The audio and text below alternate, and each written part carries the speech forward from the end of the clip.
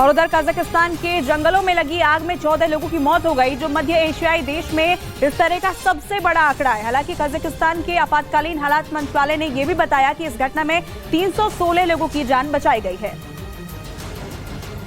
आग करीब 60,000 हेक्टेयर यानी करीब 1,48,000 एकड़ जमीन के जंगलों में लगी थी, जिसमें फॉरेस्ट रेंजरों के फंसे होने की आशंका जताई जा रही थी और उन्हीं की तलाश में निकली रेस्क्यू टीम को जंगल से 14 शव मिले। इस हादसे के बाद कजाकिस्तान के राष्ट्रपति ने शनिवार को आपातकालीन स्थिति मंत्री यूरी एलिन को बर्खास्त कर दिया। हालांकि अभी भी आग पर काबू नहीं पाया गया है। लोकल अधिकारियों ने समाचार एजेंसियों को बताया कि आग गुरुवार को बिजली गिरने से लगी थी।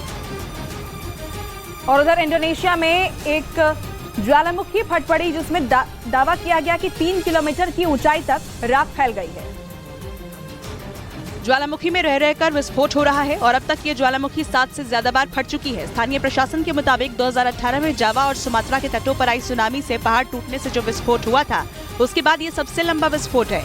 ज्वालामुखी फटने के बाद किसी के हताहत होने की सूचना नहीं है और न ही वहाँ जगह खाली करने के लिए कहा गया है। मतलब फिलहाल कोई खतरा नहीं है। कोलंबिया में एक चमत्कार देखने को मिला है, जहां एक प्लेन हादसे के बाद जंगल में लापता हो चुके 4 बच्चों को 40 दिन बाद जिंदा बरामद किया गया। इसके लिए पिछले 40 दिनों से ऑपरेशन चल रहा था और उन्हें कोलंबिया की आर्मी ने काकेता के जंगलों में शुक्रवार को ढूंढ निकाला, जिन्हें प्लेन से शनिवार को बोगोटा लाया गया। दरअसल ये बच्चे जंगल में 1 मई को तब से लापता थे जब एक सेना 206 विमान 7 लोगों को लेकर जा रहा था और क्रैश हो गया। विमान में सवार पायलट और बच्चों की मां सहित 3 वयस्कों की मौत हो गई और उनके शव विमान के अंदर पाए गए, जबकि 13, 9, 4 साल और 12 महीने के ये बच्चे बच गए और लापता थे। और उधर फिलीपींस में एक ज्वालामुखी में बहुत बड़ा विस्फोट होने का खतरा मंडरा रहा है, जिससे ज्वालामुखी के आसपास के इलाकों को खाली कराया जा रहा है, जिससे हजारों लोग अपने घरों से भागने के लिए मजबूर हो गए हैं, क्योंकि अल्बे प्रांत में फिलीपींस के सबसे ज्यादा सक्रिय ज्वालामुखी में से एक मेयोन ज्वालामुखी के क्रेटर से गैस, मलबे और चट्टानों के निकलने का सिलसिला जारी है और उसकी वजह से अधिकारियों को आशंका है कि यहाँ खतरनाक विस्फोट हो सकता है। इसलिए ज्वालामुखी के क्रेटर के 6 किलोमीटर के दायरे में 6000 से ज्यादा ग्रामीणों को निकालकर सुरक्षित जगहों पर पहुंचाया गया, जबकि दावा किया जा रहा है कि अभी डेंजर जोन से हजारों को निकालना बाकी है।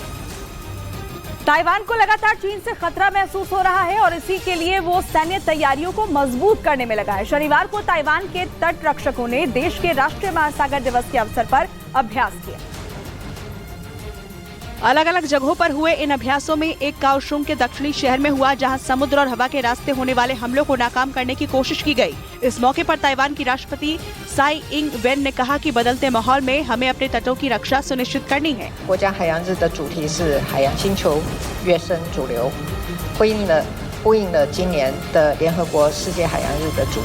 ताइवान लगातार चीन से घुसपैठ की चुनौतियों का सामना कर रहा है और साथ ही साथ दक्षिण चीन सागर में चीन की विस्तारवादी नीति की वजह से आने वाले संभावित खतरे से निपटने की तैयारी कर रहा है।